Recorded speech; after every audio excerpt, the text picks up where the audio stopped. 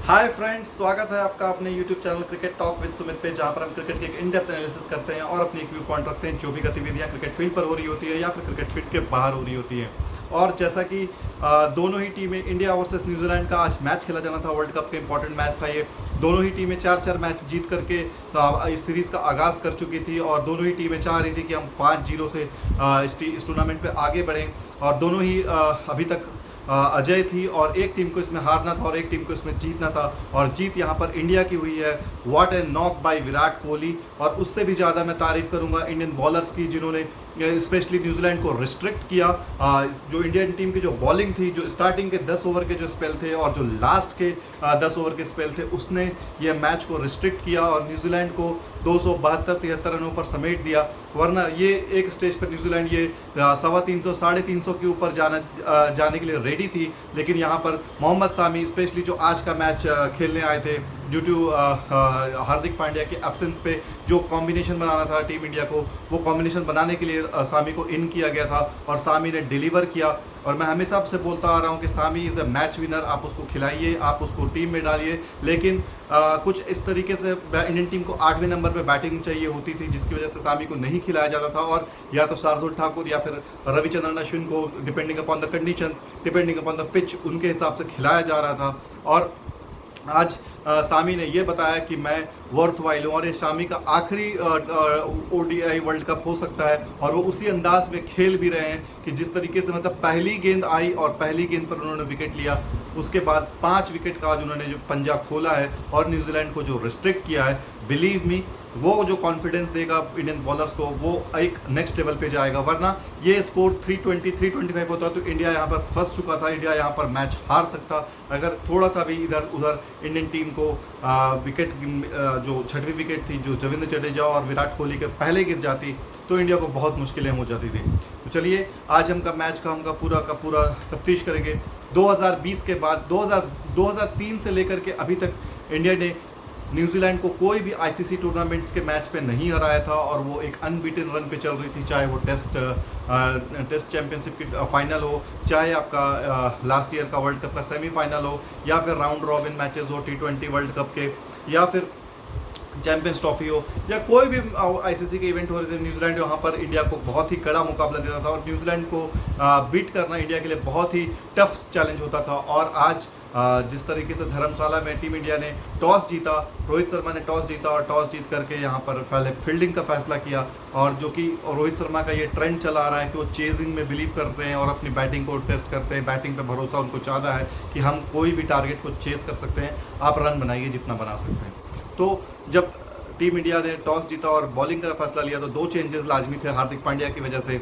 एक, Surya Kumar Yadav as a batsman team में आए थे और शार्दुल की जगह पर मोहम्मद सामी आए थे। यहाँ पर टीम इंडिया को 5 ही मेन बॉलर के साथ उतरना था और 5 ही मेन बॉलर को यूज़ करना था। तो रोहित शर्मा ने यहाँ पर यूटिलाइजेशन ऑफ द बॉलर्स जो किया वो काबिल तारीफ था। स्टार्टिंग के जो ओवर्स चले, स्टार्टिंग में जो मैच स्टार्ट हुआ, तो वहाँ पर डेविन कॉनवे और विल यंग दोनों ने एक सूझबूझ की इनिंग खेलना शुरू की थी और एक तरह से लग रहा था कि टेस्ट मैच की बॉलिंग हो रही है और टेस्ट मैच की तरह ये मैच चल रहा है। और एक समय पे तो मेरे को लगता है 7 या 8 ओवर में 17 या 18 रन ही न्यूजीलैंड के बने थे और 2 विकेट उनके गिर गई थी 18 रन पे या 19 रन के आसपास 2 विकेट। वहाँ पे डैरल मिचेल टीम में इंटर करते हैं और डैरल मिचेल और रचिन रविंद्र वहाँ से एक अच्छी पार्टनरशिप लेकर जाते हैं। मेरे ख्याल से वो 150 प्लस की पार्टनरशिप वो लेकर जाते हैं और उसके बाद धीरे धीरे ये कॉन्फिडेंस ग्रो होने चालू होता है। और रचिन रविंद्र जो कि उनकी कैचेस भी मिस हुई, रविंद्र जडेजा के, उनके हमनाम के हाथ में इजी डॉली कैच था, लेकिन कैचेस छूट जाते हैं कभी कभी क्योंकि high pressure high intention matches होते हैं। वहाँ पर जब कैच छूटा तो टीम इंडिया ने उस पर किसी पे भड़ास नहीं निकाला और उसको हंस कर उसको एक्सेप्ट किया कि हो जाता है मिस्टेक। उसके बाद फिर टीम इंडिया जल्दी से रिग्रुप होती है लेकिन इसके बाद आपका जब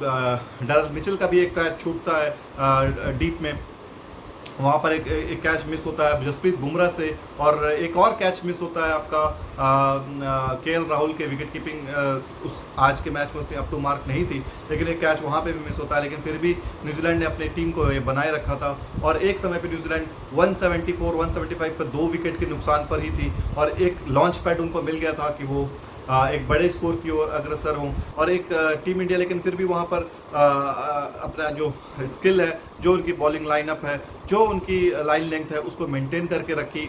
और भले मार खाते रहे, लेकिन रोहित शर्मा ने, मुझे बहुत अच्छी लगी रोहित शर्मा की आज कैप्टनसी की। वो अपने बॉलर्स को बहुत ही कॉन्फिडेंस दिया, भले मार पड़ रही हो लेकिन उसके बाद भी उनको एग्रेसिव फील्ड लगा करके दिया है उसको। उनको चाहे वो आपके स्पिनर बॉलिंग कर रहे हो तो स्लिप लगा करके दी, चाहे वो आपके पेसर बॉलिंग कर रहे हो तब भी एक एग्रेसिव फील्डिंग नज़र आ रही थी।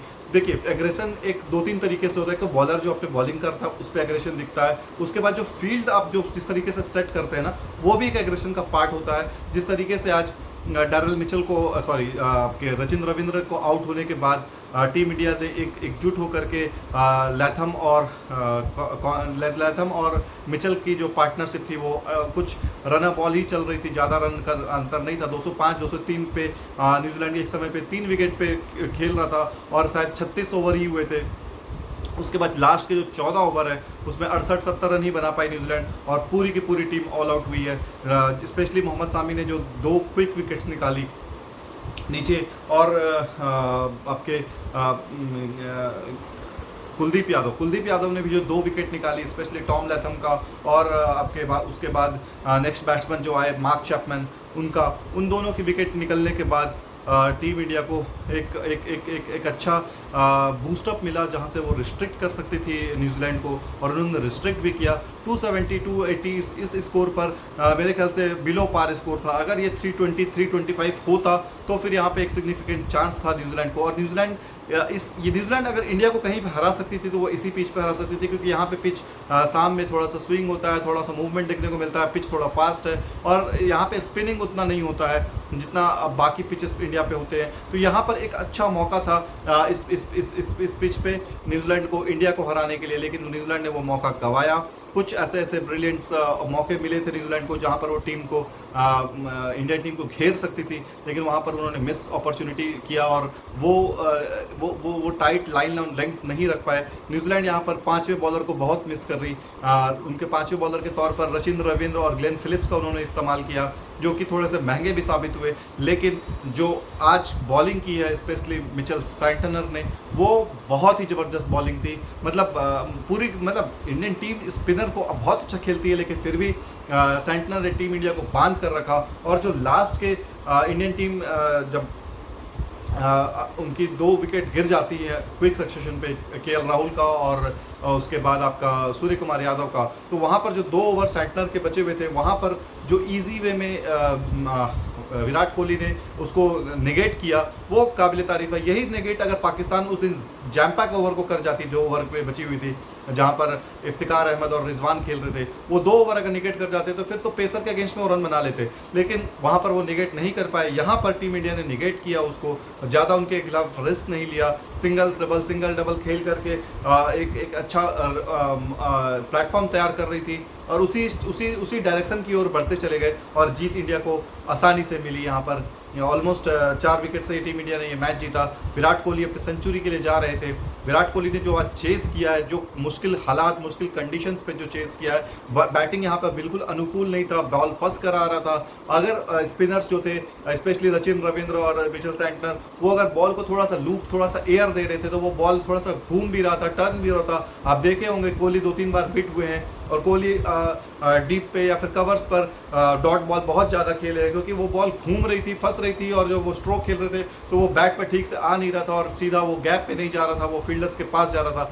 वो होता है जनरली, जब बॉल घूमती है तो उसको कंट्रोल करना बहुत मुश्किल होता है इन कंडीशंस पे, इन परिस्थितियों पर, और स्पेशली अंडर द लाइट्स खेलना आसान इतना नहीं होता है। लेकिन फिर भी जो आज इनिंग खेला है विराट कोहली ने, वो बहुत ही काबिल तारीफ है। एक समय पे ऐसा लग रहा था कि विराट कोहली अपने सेंचुरी के लिए खेल रहे हैं, टीम इंडिया जीत के लिए नहीं खेल रही है, सेंचुरी के लिए खेल रही है, लेकिन वो सेंचुरी डिजर्व भी करते थे, क्योंकि जितना भी प्रेशर था, जो उन्होंने शो किया था, वो प्रेशर को रिवॉर्ड करने का यही मौका था कि वो इस मैच पर सेंचुरी लगाते और ये मैच इंडिया टीम जीतती। और जब सेंचुरी पे वो तभी रिस्क लेना चालू किया जब 20 रन बचे हुए थे, वहाँ से उन्होंने एक ही ओवर में ट्रेंट बोल्ट के छक्का लगाया और फिर बाउंड्री भी एक वहाँ पे लगाई उसी ओवर में, तो 10 रन वहाँ से मिल गए।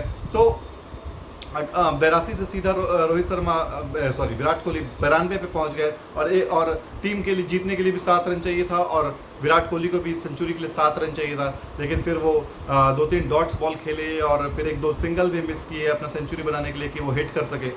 लेकिन 96 के रनों के स्कोर पर वो जब मैट हेनरी को हिट करने के लिए गया, बल्ला उनका शायद मुड़ा उनके हाथ से और ग्रिप ठीक से हुई नहीं, और सीधा वो एक्स्ट्रा कवर की ओर उनका कैच गया है, और वहाँ पर वो लपक लिए गए।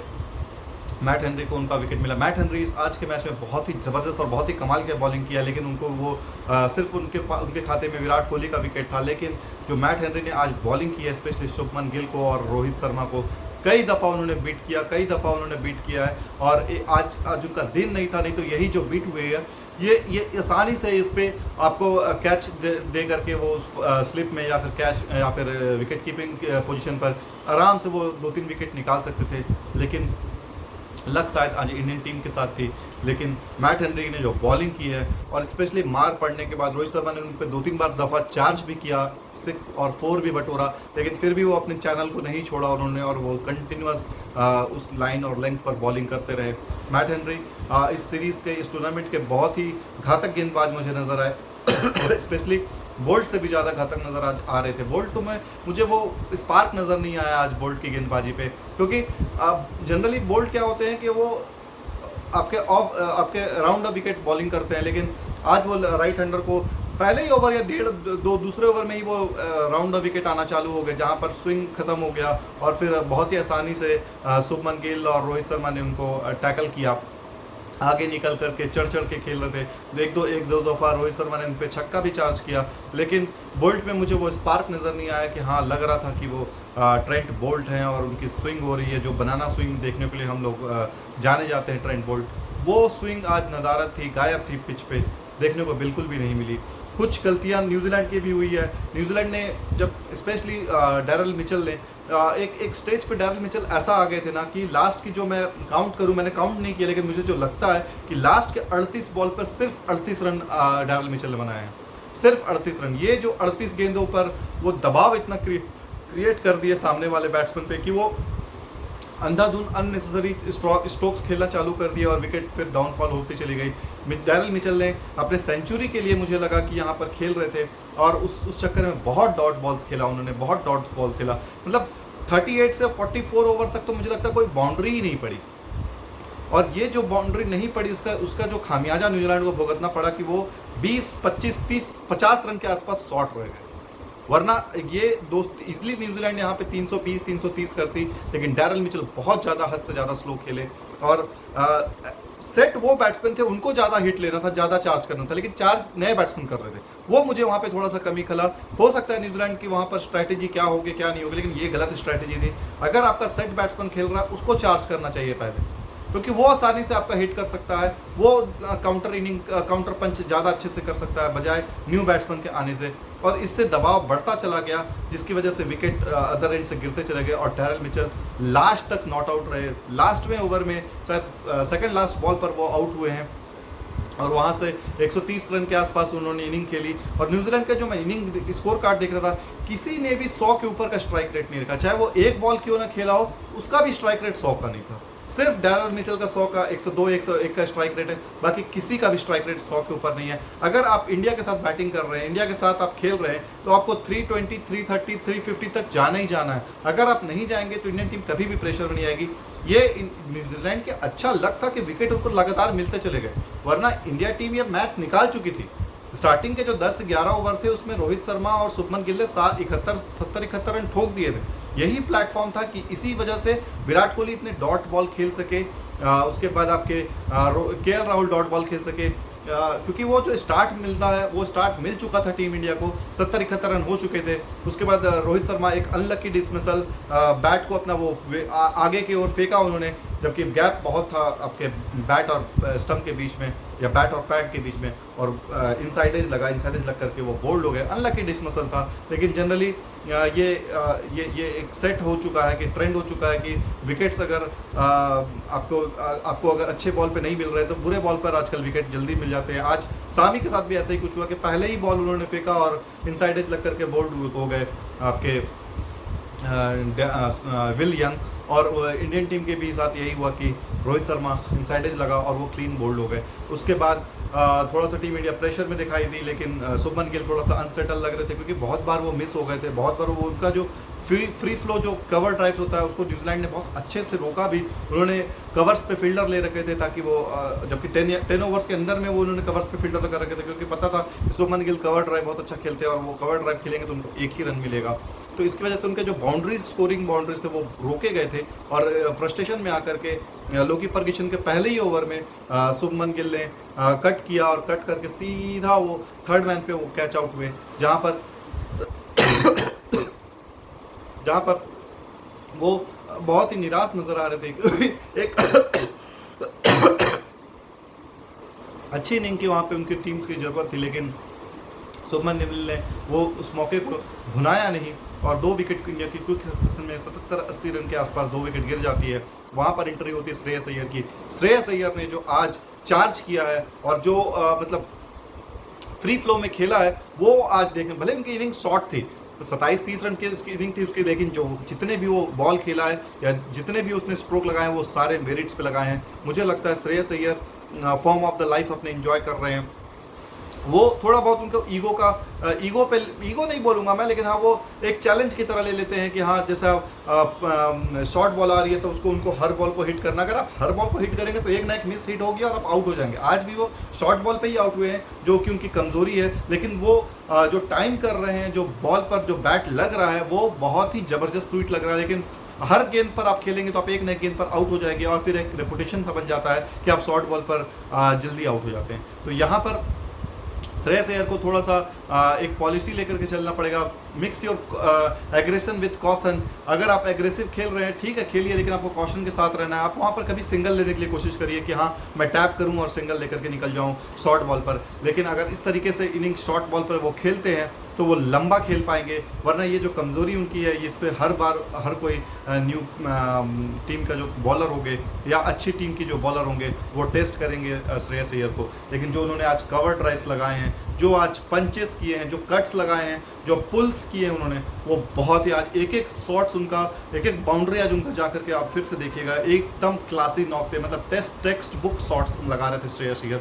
सबलाइम टच में थे, सबलाइम फॉर्म में थे वो, लेकिन अनलकी वो डिसमिस होते हैं आपके और फिर इंडिया पे प्रेशर थोड़ा सा बनता है। 125 के आसपास तो इंडिया की 3 विकेट गिर जाती हैं। उसके बाद केएल राहुल आते हैं, वहाँ पे फिर एक पार्टनरशिप स्टिच की जाती है केएल राहुल और विराट कोहली के बीच में। विराट कोहली वही अपना नेचुरल गेम खेल रहे थे कि पहले अपने इनिंग को बिल्डअप करना है, उसके बाद धीरे धीरे स्कोर को चलाना है और उसके बाद फिर मौका मिलेगा तो 6 लगाना है। जो उन्होंने रचिंद्र रविंद्र को जो 6 लगाया है इनसाइड आउट करके एक्स्ट्रा कवर के ऊपर, वो शॉट आप देखिएगा कि उन्होंने कितना कैलकुलेटेड रिस्क लेकर के वो शॉट लगाया था, क्योंकि एकदम मुंह पे बॉल दिया था उन्होंने रचिंद्र रविंद्र ने कि आप आइए ड्राइव करिए, और उन्होंने ड्राइव तो नहीं किया लेकिन उसको उठा करके मारा एक्स्ट्रा कवर के ऊपर, जो कि रचिंद्र रविंद्र के ये उम्मीद कर रहे थे कि मुझे कोहली का आज सरप्राइज विकेट मिल सकता है, लेकिन वो हुआ नहीं और कोहली लास्ट तक मैच को लेकर के गए। एक ब्रिलियंट नॉक खेला उन्होंने, ब्रिलियंट इनिंग खेला, बस थोड़ी सी कमी रह गई कि वो सेंचुरी अगर हो जाती तो फिर इंडिया टीम को सोने पे सुहागा हो जाता, क्योंकि आज सभी लोग दर्शक पे भी जो प्ले कार्ड्स लेकर के आए हुए थे वो यही लेकर आए थे कि 2019 का बदला विराट कोहली लेंगे। 2003 से लेकर के अभी तक जो भी टूर्नामेंट्स में न्यूजीलैंड ने इंडिया को हराया, आज सबका बदला विराट कोहली लेंगे। फैंस को बहुत ही ज़्यादा उम्मीद थी और उन्होंने उस उम्मीद को मायूस नहीं किया, उन्होंने बल्कि उनको उस उम्मीद से दुगना दिया है। बस सेंचुरी मिस हो गई, सेंचुरी कभी भी बनाई जा सकती है, लेकिन जो ये जीत था, ये जीत बहुत स्पेशल था, क्योंकि टीम इंडिया को अगर वर्ल्ड चैंपियन बनना है तो सभी टीमों को हराना है, और सभी टीमों को आप तभी हराओगे जब आप एक एग्रेसिव एक अच्छे अप्रोच, एक अच्छे माइंडसेट के साथ उतरोगे और एक अच्छे माइंड, क्योंकि बीच में किसी भी बैट्समैन को मेरे को देख के डर नहीं लग रहा था कि हाँ ये स्कोर नहीं हो पाएगा या ये स्कोर नहीं कर पाएंगे या थोड़ा सा घबराहट चल रहा है। आराम से कूल काम होकर के रन बनाए जा रहे थे, फ्री फ्लो होकर के, क्योंकि सभी को अपना अपना रोल पता था कि मुझे क्या रोल डिफाइंड है, मुझे क्या करना है, मुझे क्या खेलना है, मुझे कैसे एग्रेशन लेना है, किस पे मुझे चार्ज करना है। सभी बैट्समैन को यहाँ पे पता था कि किसको क्या करना है। थोड़ा बहुत डिसअपॉइंटेड था मैं सूर्य कुमार यादव की वजह से, क्योंकि सूर्य कुमार यादव ने जो केएल आउट होने के, देखिए जब भी आप कोई बड़ा टूर्नामेंट खेलते हैं ना, तो आप ये उम्मीद करिए कि हमें गुच्छे में विकेट कभी नहीं देना है, क्योंकि इससे टीम पूरी प्रेशराइज हो जाती है। अभी आपका केएल राहुल का विकेट गिरा ही था और उन्होंने शॉट खेलते ही दौड़ गए, जबकि जो रूल बुक ये बोलती है कि जब तक फील्डर से वो बॉल दूर ना चले जाए तब तक आप रन के लिए ट्राई मत करिए। आपने शॉट खेला और आपको लगा कि ये गैप में चला गया है और आप भागते चले गए, उसके बाद जब फील्डर ने उसे डाइव मारकर पकड़ लिया तो आप फिर दोनों बैट्समैन एक ही एंड पे रह गए और अंत में सूर्य कुमार यादव को अपना विकेट सेक्रीफाइस करना पड़ा, क्योंकि वहाँ पे already settled in Virat Kohli थे। विराट कोहली वहाँ पे आउट होते तो टीम इंडिया को बहुत मुश्किल हो जाती, क्योंकि उस समय भी टीम इंडिया को 70-75 रन के आसपास की रिक्वायरमेंट थी। उसके बाद जब रविंद्र जडेजा टीम में मतलब मैच में आते हैं और वहाँ पर उन्होंने 2-3 बाउंड्रीज लगाते हैं, स्पेशली लोकी फर्गूसन को पुल करके जो उन्होंने 2 बाउंड्रीज लगाए। उसके नेक्स्ट ओवर में ग्लेन फिलिप्स को विराट कोहली ने पुल करके जो चौका लगाया, उससे इमीडिएट थोड़ा सा प्रेशर जो है वो टीम इंडिया पे से रिलीज़ हुआ और वहाँ से फिर टीम इंडिया को पता चल गया कि हाँ, यहाँ से हम सिंगल डबल करके भी खेल सकते हैं, नेसेसरी रिस्क लेने का कोई मतलब नहीं बनता है। और आज ये जो इनिंग थी रविंद्र जडेजा की, ये बहुत ही स्पेशल इनिंग थी, क्योंकि 2019 में भी रविंद्र जडेजा मैच को फिनिश नहीं कर पाए थे और आज रविंद्र जडेजा ने मैच को फिनिश किया। तो वो जो यादें थी, वो जो कड़वाहट थी, वो आज थोड़ा सा स्वीट हुआ होगा, उनको भी अच्छा लगा होगा। और दूसरा, वर्ल्ड कप के लिए ये बहुत ही अच्छा अपॉर्चुनिटी था रविंद्र जडेजा, क्योंकि कभी भी सेमीफाइनल में, फाइनल में टीम इंडिया के जो ऊपर के जो बैट्समैन हैं वो अगर लड़खड़ाते हैं तो मिडिल ऑर्डर और जो लोअर मिडिल ऑर्डर है वो तैयार रहे, उनको भी एक अच्छी बारी मिली अपनी कि हाँ, मैं सेटल होकर के खेल सकता हूँ, एक कॉन्फिडेंस आया होगा कि हाँ, मैं मैच को फिनिश कर सकता हूँ। तो ये बहुत ज़रूरी है। मैंने जो वर्ल्ड कप शुरू होने से पहले जो वीडियो बना रखे हैं, मैंने उसमें भी आपको ये बता रखा है कि रविंद्र जडेजा का फॉर्म में आना, रविंद्र जडेजा की बैटिंग से इंडिया को परफॉर्म करना, ये बहुत ज़रूरी है, क्योंकि कभी ना कभी एक ऐसा स्टेज आएगा जहाँ पर आपके जो टॉप 4 हैं वो या तो बहुत ज़्यादा रन बना चुके होंगे, 240-250 रन बना दिए होंगे 30-35 ओवर में, और 15 ओवर आपको खेलना है नेक्स्ट, ताकि आप 250 से आप 300, 350, 400 पहुँच सकें। लेकिन अगर वहाँ पर आपको बैटिंग नहीं मिलती है और बैटिंग वो उस तरीके से नहीं हो पाती है, तो फिर वो कोलैप्स करेगी इंडियन टीम, और जो 35 ओवर में जो 250 रन का स्कोर दिख रहा होता है वो फिर धीरे धीरे 320-325 पे ऑल आउट हो जाती है। तो उस तरीके का हमें काम नहीं करना है। हम लोगों को रविंद्र जडेजा को बहुत ज़्यादा कॉन्फिडेंस देने की जरूरत मैं तो ये बोलता हूँ कि कभी कभी रविंद्र जडेजा को आप as a floater first down पे उतार के देखिए, ताकि वो उनको बैटिंग का प्रैक्टिस मिले। ये कोई गलत बात नहीं है। रविंद्र जडेजा को आप ऊपर यूज़ करते हैं, मान लीजिए आप कोई स्पिनर है, फंस गया है, तो वहाँ पे लेफ्ट हैंडर का भी आपको उपयोग हो सकता है वहाँ पर। और रविंद्र जडेजा को आप एज ए बैट्समैन अगर ऊपर खिलाते हैं तो जो बॉलर है उसका रिदम भी टूटता है, क्योंकि लेफ्ट हैंड राइट हैंड का जो कॉम्बिनेशन है वो आज भी कितना भी आप अच्छे स्पिनर बन जाएं, लेकिन अगर आप लेफ्ट हैंड राइट हैंड को बॉलिंग कर रहे हैं लगातार, तो आपका जो रिदम है, जो आपका जो पिच का जो आपका जो टप्पा आपने पकड़ रखा है, वो टप्पा पे बार बार गेंद नहीं गिरेगी और आपका रिदम टूटेगा और फिर आपका रिदम बिगड़ेगा। जिस तरीके से आपने आज का मैच जो देखा होगा, रोहित शर्मा ने जो मैट हेनरी को आगे निकल करके छक्का मारा, उसके बाद जो उसने नेक्स्ट बॉल फेंकी है वो लेग साइड पे फेंकी है और रोहित शर्मा ने उसको फ्लिक किया और वो 4 हो गया। वरना वही Matt Henry bar bar of stick के जो गेंद को वहाँ से बाहर की ओर निकाल रहे थे, अवे स्विंगर कर रहे थे और बैट्समैन को मौका ही नहीं मिल रहा था कि वहाँ से किसी को कुछ शॉट्स खेल सके। जैसे ही रोहित शर्मा ने उसको चार्ज करके छक्का मारा, अगली ही गेंद पे वो लेग साइड पे बॉल किया और आराम से रोहित शर्मा ने उसको फ्लिक करके 4 रन बटोर लिए। तो ये जो छोटी छोटी चीज़ें होती है ना, ये इस पर क्रिकेट इसी पे डिपेंड करता है कि आप क्या स्ट्रीट स्मार्ट लेकर के आते हैं। तो रविंद्र जडेजा को आप as a floater number 1, number 2 down, number 3 down ये ले करके आइए, क्योंकि आपको बड़े मैचों में कभी ना कभी रविंद्र जडेजा की जरूरत पड़ेगी, उसकी बैटिंग की। 8वें नंबर पे 7वें नंबर पे आपको बैटिंग का प्रैक्टिस उसको देना होगा ताकि वो लंबा खेल सके। रविंद्र जडेजा लंबा नहीं खेल सकता है, वो लास्ट के 5 ओवर, 4 ओवर, 7 ओवर इसी लायक है वो।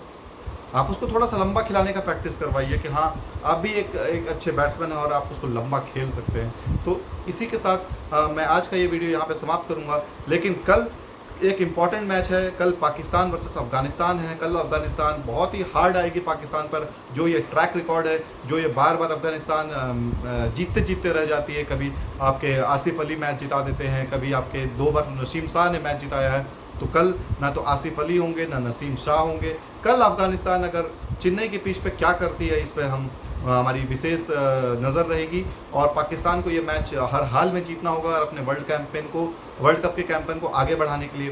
अफगानिस्तान भी इंग्लैंड से जीत करके उनका भी कॉन्फिडेंस स्काई हाई होगा और इंग्लैंड भी बहुत ज़्यादा लो होगी, क्योंकि अब वो स्टेज आ गया है ना मैच वर्ल्ड कप का कि अब ये बिजनेस एंड हो गया है।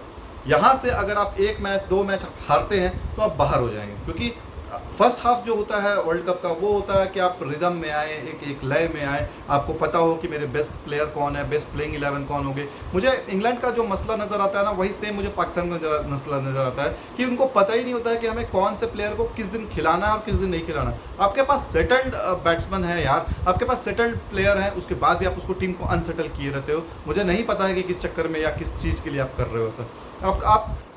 आप मैं इंग्लैंड की बताता हूँ। इंग्लैंड के पास ऑलरेडी सब कुछ सेटल है यार। आप कैसे लियम लिविंगस्टोन को ड्रॉप करके आप डेविड विली या फिर उससे नीचे वाले टाइप के बॉलर को आप एटकिंसन को ला सकते हैं यार।